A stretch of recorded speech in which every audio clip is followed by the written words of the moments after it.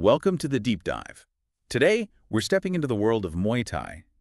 It's a martial art with a really powerful history, goes back centuries, and has this sophisticated system of techniques and traditions. Yes, fascinating stuff. And you, the listener, you're looking to get a solid understanding, kind of quickly but thoroughly, right? That's what we're aiming for here. We've got some great material, historical bits, technique, details, training methods, the cultural heart of Muay Thai. Right. Our mission, basically, is to pull out the essential knowledge, give you a good foundation, where it comes from, its core elements, how fighters actually train. Exactly. We'll look at how it went from like battlefield necessity to the sport we see today. And importantly, not forget the cultural side, the traditions that make it unique. We'll try to connect those dots. Okay, cool. Let's start right at the beginning. Our sources talk about the King Naresuan the Great era. That's 1509 to 1604 CE. What stands out from that time? Well, what's really interesting is how combat skills were just part of military prep back then. Under King Naresuan, young guys trained with weapons, sure, but also boxing. And it wasn't just for like fitness, it was practical training for guerrilla warfare against Burma. So this early link between unarmed combat and military needs, it gives Muay Thai this really practical survival kind of foundation, different from some other arts maybe. Right, battlefield effectiveness, not just sport. Okay, moving on then. King Narai the Great era, 1604 to 1690 CE. Things start to shift here, don't they? Totally. This is where you start seeing Muay Thai look more like a professional sport. Dedicated training centers pop up. The idea of a defined fighting area emerges, just a rope in a square playground, basically. Figurative, yeah. Very. A long way from modern stadiums, but it's a clear step towards, formal competition. It shows that shift from purely military use to something with a sporting angle, but still really tied to toughness and resilience. And the descriptions of the actual fighting. Tell us about Muay Ketchuk and the other traditions. Okay, Muay Ketchuk, they wrap their hands with threads, right? Yeah. But get this dipped in starch, or even tar. Tar. Yeah. Imagine getting hit with that. It really shows how raw it was back then compared to modern gloves and safety rolls. Fighters also wore the mungkan, the headband you still see, and the paprajiat, an amulet on the upper arm, probably for luck or protection. And the fights themselves. Yeah. Very different structure. Oh, yeah. No weight classes, height, age, none of that. The rule is basically fight till someone can't continue. Simple, brutal. And gambling was huge. Whole villages would challenge each other. These fights weren't isolated events. They were woven into festivals, folk plays, often held near temples. It was a real community thing, part of the culture. Okay, let's jump forward again. Ratanakosin period, 1782 to 1868 CE. This feels like another key stage. Yeah, connecting the dots, this is where Muay Thai really gets cemented as the national fighting art. It becomes even more central to festivals, to Thai identity, and you can see why they started needing more rules, right? The old ways, like no round limits, probably got messy as it got bigger. And the timekeeping method. The coconut shell with a hole. It's wild. Yeah. Ingenious in its simplicity, though. Shell sinks, drum beats, round ends, but still no limit on the number of rounds. Fights just went on. Very different mindset about pacing. King Rama Sardis, during this period, he was actually a boxer himself. Yeah, trained from a young age, stayed keen on it. There's this great story from 1788 about two foreign brothers. One was a skilled boxer, challenged the locals for prizes. It was a real test of Thai skill. So a kind of international challenge early on. Tell us about that fight. Right. So after talking to Praraja Wangbaworn, who was like the head of the boxing department, they agreed on a big bet, 50 changs. They picked this top fighter, Mun Han, to fight the foreigner. The ring was set up behind the Temple of the Emerald Buddha, about 20 by 20 meters. Still no scoring, fight till there's a winner.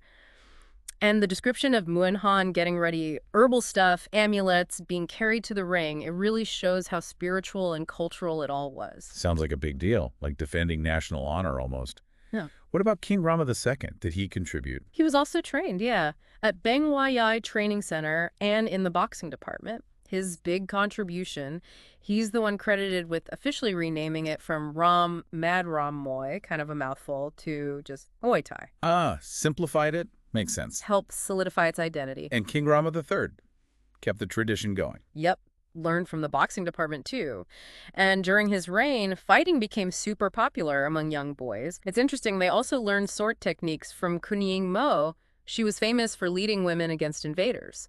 Shows martial skills were still highly valued. Okay, so the need for more formal rules seems inevitable as it grew beyond these village fights. Exactly. No round limits, basic rings. It just wasn't sustainable as things got more organized. So you see the ring get raised 4 feet high. Better view. Grass mats replaced. More ropes added. Corner entrances. Little steps towards standardization. And the officials got upgrades too. Yeah, the refs started wearing a proper uniform. More authority. And a dedicated timekeeper with 2 watches, maybe a backup for the coconut, and a drum. That's a big step. Then setting 11 rounds, 3 minutes each, breaks. And banning biting or hitting a guy when he's down. Clear moves towards safety and fairness. Okay, jumping to more recent history, World War II and after, how did Muay Thai fare? Well, during the war, they actually held bouts in movie theaters, maybe for entertainment, morale boosting. Interesting venue. Yeah. Afterwards, dedicated stadiums started popping up. Botanikarn, Top Prachon, Wangwin Yai. Shows it was really bouncing back as a popular spectator sport. And then Ratchadamnern Stadium in 1945. That sounds huge. Absolutely pivotal. December 23rd, 1945. A major official venue. Had a proper structure, chairman, administrator, promoter. Sunday afternoon fights became a regular thing following Department of Physical Education rules. 3-minute rounds, 2-minute rests. Getting closer to what we see now. Exactly. And they standardized weights, too. Moved from the old stone measurement to kilos, then pounds by 1948 to match international boxing. That led to proper weight divisions, flyweight, bantamweight, etc., and official champions. Huge steps in professionalizing the sport. Oh, and explicitly banning groin strikes, reinforcing it as a skilled art, not just a brawl. What an incredible journey, from battlefield skills to a global sport. Let's switch focus now to the traditions, the rituals. Music is a big part of it, right? Oh, absolutely. You hear that distinctive sound, you know it's Muay Thai. There are 3 main traditional instruments: the pai, or Java pipe, the ching, which are cymbals, and the glong cake, those long drums. Tell us about the pai chawa first. Sounds exotic. Yeah, the pichawa. It's thought to have come from India via Java to Thailand. The sound is quite piercing, stirring. Kind of like the chanter on Scottish bagpipes, some say. Historically, it wasn't just for fights. Used in royal processions, army marches, even with traditional fencing, shows its connection to martial stuff. It's a wooden cylinder, 7 holes, quadruple reed that gives it that unique sound. And the ching, the little cymbals? Exactly. Those sharp, high-pitched sounds. They're thick, bowl-shaped metal cymbals, like little teacups. You strike them together. Crucial for keeping the rhythm, the tempo during the Wai Khru in the fight. The name ching is supposedly onomatopoeic sounds like the sound they make. Ching. Makes sense. And the glongkaik drums provide the deeper beat. Precisely. The foundation. They're long wooden cylinders, calfskin or goatskin heads usually. Used to be tied with rattan, now more often leather tongs for tuning. Always played in pairs, one higher pitch, the male, one lower, the female. That interplay creates the driving rhythm. Beyond music, initiation ceremonies are important. This Kun Khru sounds serious. It is. Deeply significant. Usually done on a Thursday. That's the day for arts and skills gods in Thai tradition. The student brings offerings: flowers, incense, candles, a towel, water, some coins, white cloth. Specific items. Very. Often a small feast, too. The ceremony involves the teacher raising a glove or a sacred cotton laurel. Students bow, hold the item together. Blessings are recited for knowledge, success. And the symbolic meat offering? Yeah, the teacher offers meat, recites a blessing, invoking Narayana, wishing strength and happiness. The student eats it respectfully. There's holy water, a Buddha statue as witness. Very spiritual. Then the teacher gives a blessed cotton laurel, maybe with a protective spell. Moving to the fight itself, the Mongkon headband and Pong Malai. We mentioned the Mongkon. What about the Pong Malai? The Pong Malai, those are the flower wreaths fighters wear around their necks entering the ring. Means group of flowers, like a Hawaiian lei, really. Ah, okay. Given by friends, fans, family for good luck. A common Thai gesture of well wishes, not just for boxing. And how they enter the ring matters too. Absolutely. Always step over the top rope. Never duck under or go between. Why is that? It's cultural. The head is the highest, most sacred part of the body. Feet are the lowest. Going under the ropes would mean putting your head below foot level. Disrespectful. So always over the top. Small detail, but significant. Gotcha. And the paprakiet, the armband. Right. The kruang. Worn in the bicep, it's a good luck charm. Often given by family or monks, like a talisman for protection. Like ancient soldiers wearing tokens. Exactly the idea. Maybe a piece of cloth, hair, a religious item, believed to ward off harm, worn throughout the fight. Then the Wai Khru ceremony itself. The ultimate respect for the teacher, right? Fundamentally, yes. Paying respect and gratitude. Yeah. Preferably held on a Thursday. Students offer gifts, flowers, money, cloth. They vow to study hard, respect everyone, use the knowledge ethically. So different levels of this Wai Khru. Yeah, Kun Khru is the initial one we talked about. Yok Khru is like an annual renewal of respect, and Wai Khru or Bucha Khru is the specific act of paying respect right before using the knowledge, like before a fight. And the dance part of the Wai Khru is quite elaborate. Yang Sam Kum, Hong Hern. It's beautiful, yeah, and deeply meaningful. Often starts with Yang Sam Kum, this powerful three-step walk to move around the ring ritually. Then they turn left, do a way, a bow towards the direction of Brahma, the deity. Hong Kern is more graceful, like a swan dancing. Specific steps, bends, more way gestures to Brahma in different directions, left, back, front. It usually finishes with a more complex Wai Brahma move, incorporating Hong Hern and another called Brahma Sina, back to the Yang Sam Kum. Then a final salute to the opponent. Signals readiness. And specific convoy movements are part of this dance too. Exactly. These traditional moves, convoys, show the fighter's mastery and respect. There's Yung Fan Hang, peacock fan's tail. Starts seated, goes to standing, involves turning, stepping, raising a leg back, specific arm movements. Wow, intricate. Very. Then Yung Ram Pan, peacock dances around. Similar start, but different arm movements. Sad Soy Mala, threading a flower garland, high leg raise, specific arm posture. Payak Dong Quang, tiger looks around, starts kneeling, involves a bend, then a sharp turn to look back at the opponent. Even the very first way involves prostrations, reciting Pali verses, showing gratitude to Buddha, parents, teachers. It's all deeply woven together. Amazing how tradition, ritual, and movement are all connected. Okay, let's shift to the actual fighting techniques. Punches obviously are fundamental. Yep, core part of the arsenal. Things like the jab and cross might feel more natural at first, kind of like reaching. But the lead hook, that's often trickier for beginners. Why is that? It's just not a movement you make every day, right? So it takes real practice, patience, good technique to make it a powerful, effective punch. So what are the key parts of throwing a good lead hook? It starts with the stance, balanced, hands up, elbows in, chin down. The power comes from weight transfer and rotation. You shift weight to the back foot as you pivot on the ball of your lead foot, turning that heel out. Crucial. Don't pull your hand back first, that telegraphs it. Yeah. Instead, the lead, shoulder, and hip turn together as the weight shifts back, driving the punch. And there's a specific way to hit the body, the liver shot. How's that different from a head hook? Right, the inside hook to the liver, under the right ribs. The palm position at impact is key. You want it about 45 degrees between vertical and palm up, lets you kind of dig up into the liver. Different from an outside hook to the chin, where you're usually crunching across more horizontally. Okay. The cross-switch punch sounds more complicated, like a combination. It is, yeah. A fluid sequence usually starts with a left uppercut to the body, then you step right and throw straight right to the chin, finishing with another left to the chin. Vary. Use it for attack, defense stepping back after it creates space, or even as a counter. Might set up a knee if they close in. And obviously, reversed for southpaws. Elbows.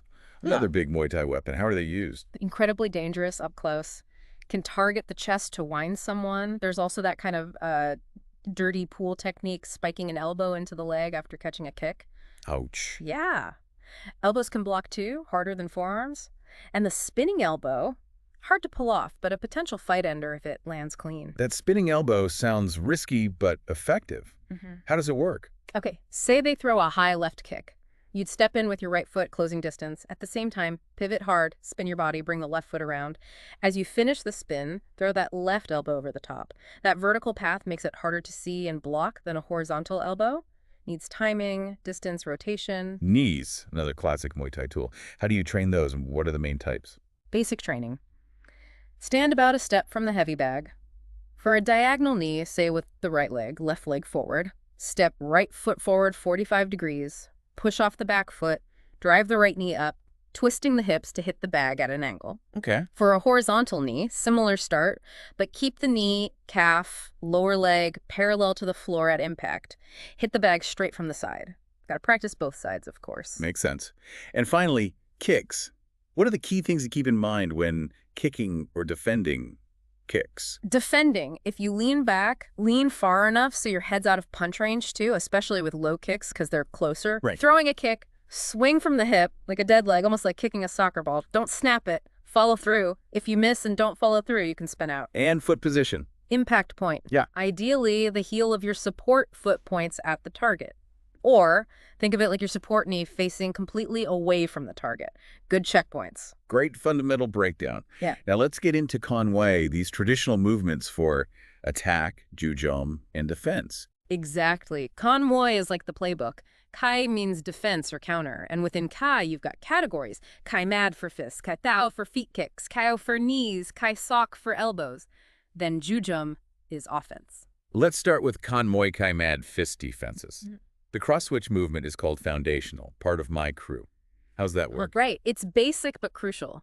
Opponent throws a left punch, you step diagonally forward and outside, weight goes right, use your left arm to push their punch out, and at the same time throw your right counterpunch to their eye socket. Simultaneous defense and attack. Yeah, mirrored for a right punch, it gets you off the line, creates an opening instantly. Basis for fancier footwork later, like Ma Yang, horse walking. Then close, cover, and hit with the elbow. Also a Wai Khru defense. Close range defense. Opponent throws a right punch. Step your right foot inside theirs. Bring your right arm up to guard your head. Punch goes past. Then step in more with the right foot and bang upward elbow to their forehead. Reversed for a left punch. And K mat itself, the main fist defense. How's it different? This is a Meimai, a major technique. More dynamic. Opponent throws a right fist, left hand guarding. You step forward right, maybe do a quick teep, push kick while looking at them, then throw a straight left punch, swinging the shoulder to push their incoming right arm out and up over your head. Creates a big opening. Exactly. Yeah. Then you can counter with anything, right fist, elbow, left foot, knee, whatever's open. Reversed for a left fist. Okay, moving to Muay Thai. Defenses against kicks. Serpent sneaks to the Ocean Kingdom. Cool name.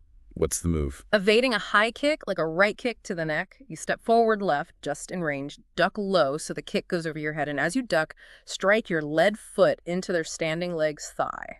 Tries to trip them up. Reversed for a left kick. The ascetic flies to the sky. Master-level knockout counter. Sounds intense. It's considered a top Meimai for a KO. Opponent throws a right kick to your face. You bend forward, use your left hand to press down on their hamstring near the knee. Then, using their kick's force and your own jump, both feet off ground, you throw a powerful fist to their face or chin. Same idea for a left kick. Can even adapt it against a knee by using an elbow instead of a fist. The king ram walks in the forest. Another master trick. Yeah, another Meimai. More complex counter.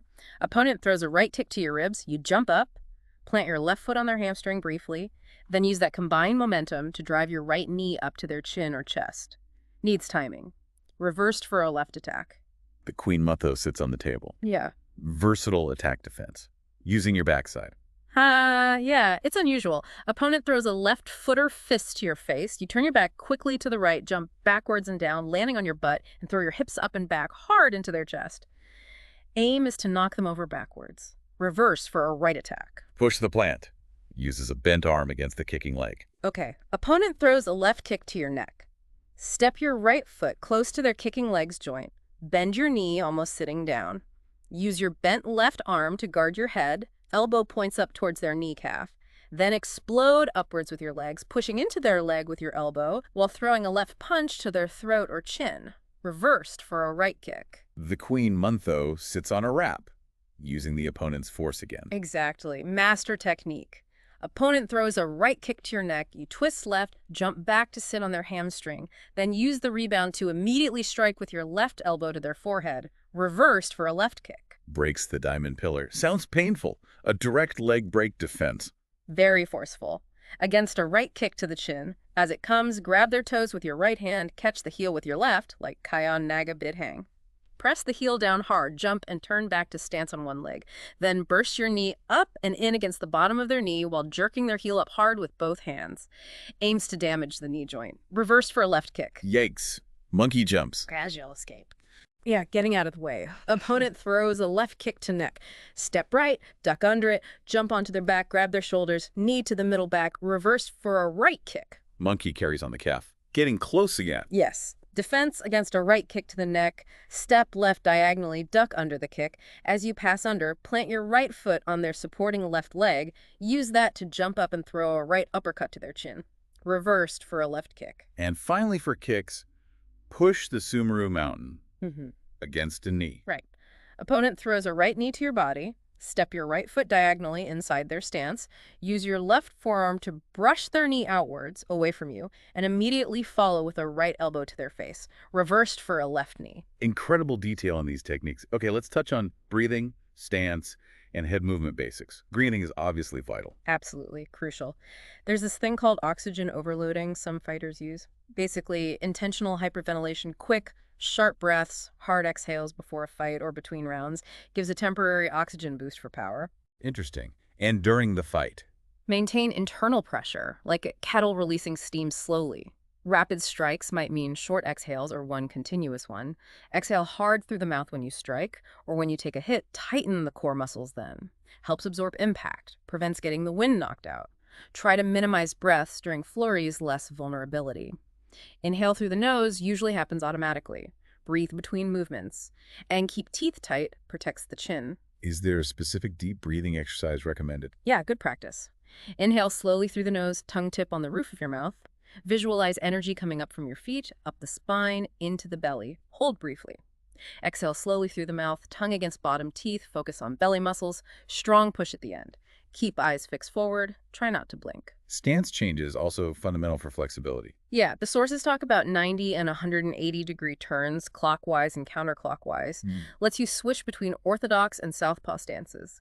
Key is smooth transitions, pivoting on the balls of your feet, staying balanced. And defensive head movement, briefly mentioned, but still important. Oh, absolutely critical. Even basic slips, weaves, bobs.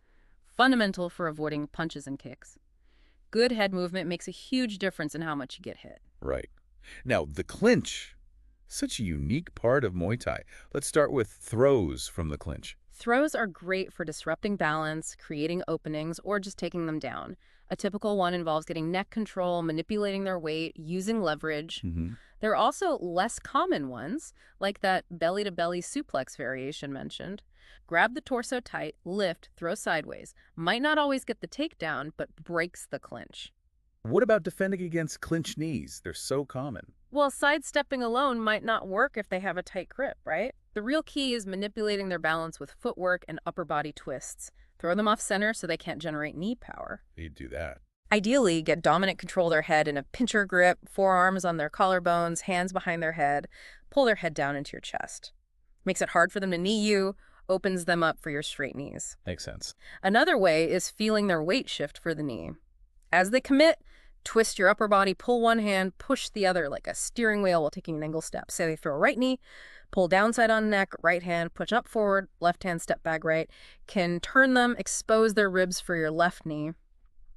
Scooping the leg, generally not great in Muay Thai clinch. Ties up your arm, leaves you open. Maybe okay for self-defense. Are there basic counters within the clinch? Yeah, especially the little space. Basic swimming, weaving your arms inside theirs to get neck control. Avoids forearm blocks. Then there's the crowbar technique. Crowbar. Two versions. Near arm, reach inside right, they block inward. Reach across, cup their right bicep. Shrug shoulders to trap their left arm between your neck shoulder. Then lever their left arm up, lift right elbow, rotate shoulder forward, creates a wrench. Finish by swimming your hands in. What if it's a tighter clinch? Similar initial ideas. Head tilt. They pull your head down, head to your right, step left foot between their legs, hips close, right hand over back of their head, fingers in your right ear. Swing your right leg back in a wide arc, pull down hard on their head towards your right hip, pivots them right. That pull and pivot flares their right elbow opening for your left arm swim. And getting out of the clinch. Several ways. Posting on their hip with one arm keeps distance, stops knees. Slide other arm under theirs, grab bicep, elbow under their elbow creates a lever. Shoot elbow straight up to break grip. Always keep a hand on them. Generally good idea, yeah. For balance, pushing, pulling, lots of hand positions in the necktie. Hug over shoulders, one high hone low on hip, arm across, neck monitoring shoulder, body hug, fluid combinations. Sources didn't like shovel punch, or maybe shoe shine leaves you open. How about exiting from a dominant clinch? You have control. You could push off, follow with high kicks, or release, flurry with short hooks, or that belly-to-belly throw variation. And from a stalemated clinch. Short, tight elbows can work, but might make them smother you tighter. Depends on rules, too. Throw again is an option. Knee escape. Raise knee, turn sideways, shin across their belly, knee by one hip, foot hooks other hip. Push forward with shin, pull back with shoulders head.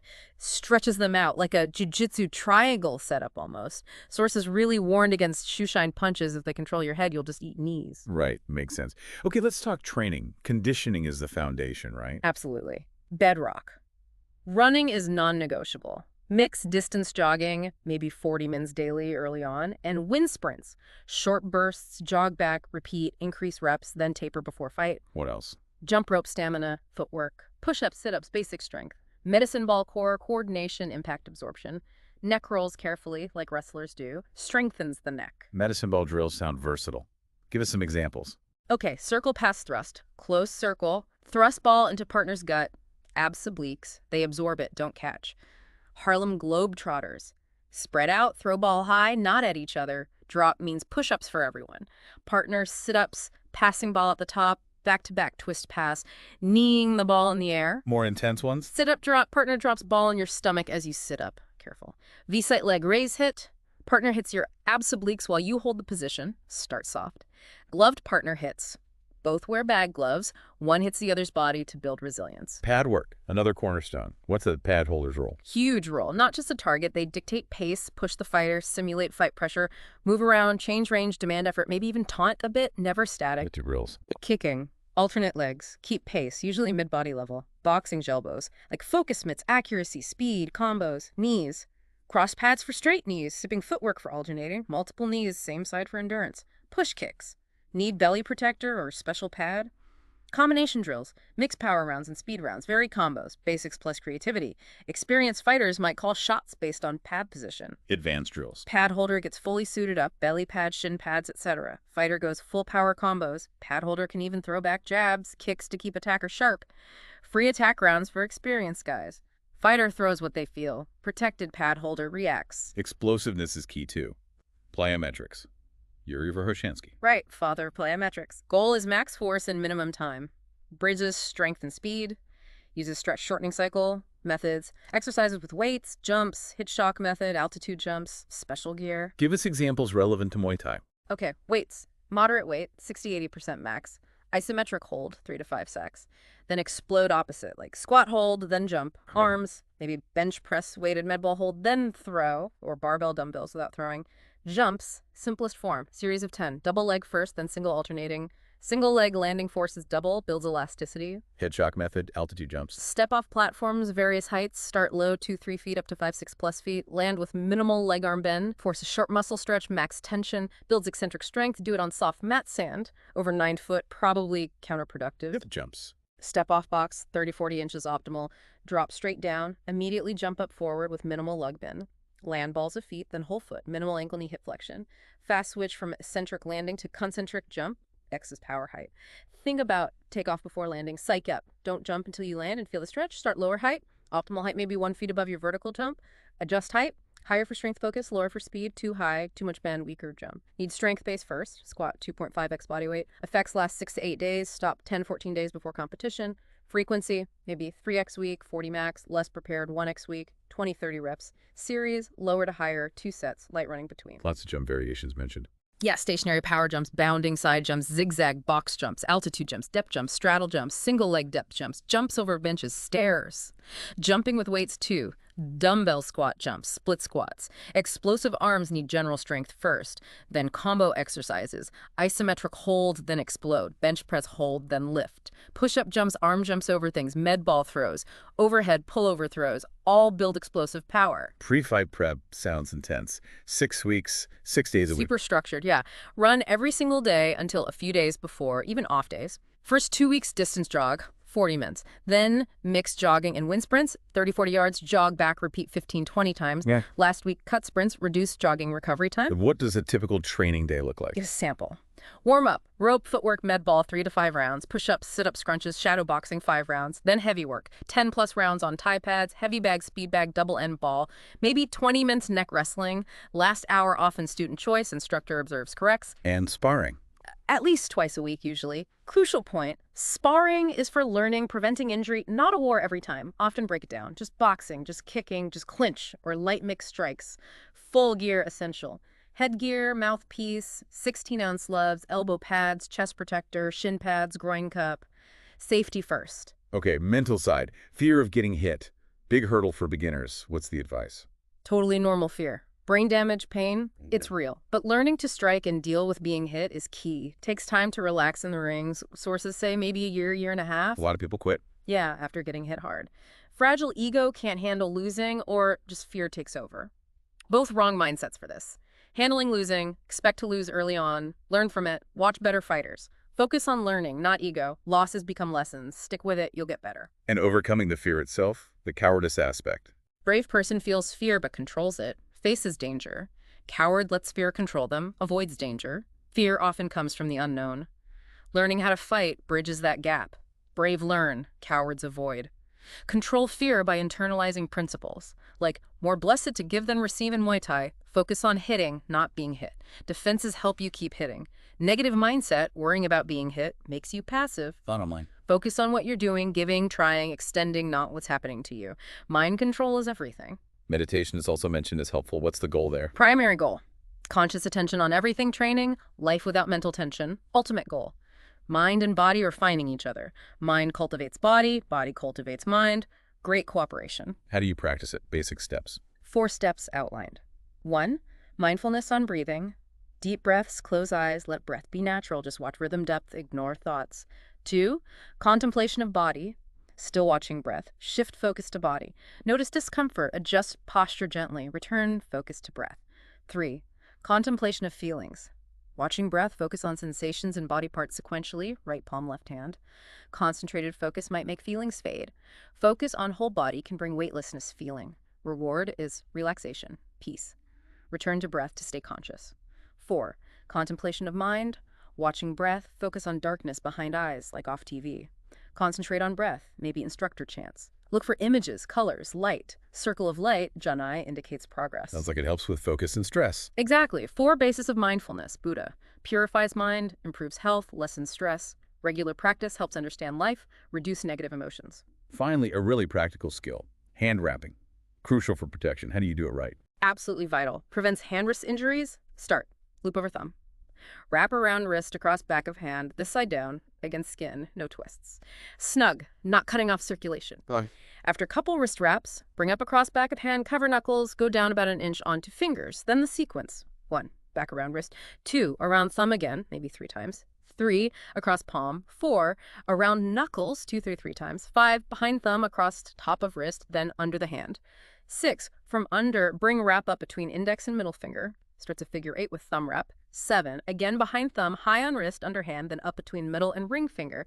8, again behind thumb, high on wrist. Use rest of wrap to cover knuckles, wrist, thumb joint tightly. 9, finish around wrist, secure Velcro tight. Great detail. So wrapping up our deep dive, Muay Thai's journey from ancient battlefields to today's refined art is incredible. We've touched on history, rituals, techniques, conway strategies, breathing, stance, the clinch, training mental strength, hopefully giving a solid foundation. Absolutely. It's clear how layered it is. And honestly, we've only scratched the surface. There's so much more depth to explore in Muay Thai.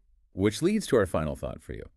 Considering Muay Thai's evolution, its practical military roots, the deep emphasis on discipline, mental strength, the rich traditions, how could those core principles, resilience, respect, focus, mind-body connection, apply to challenges outside the ring in your own life? Something to think about, the mindset this art cultivates and how its essence might resonate in your personal development.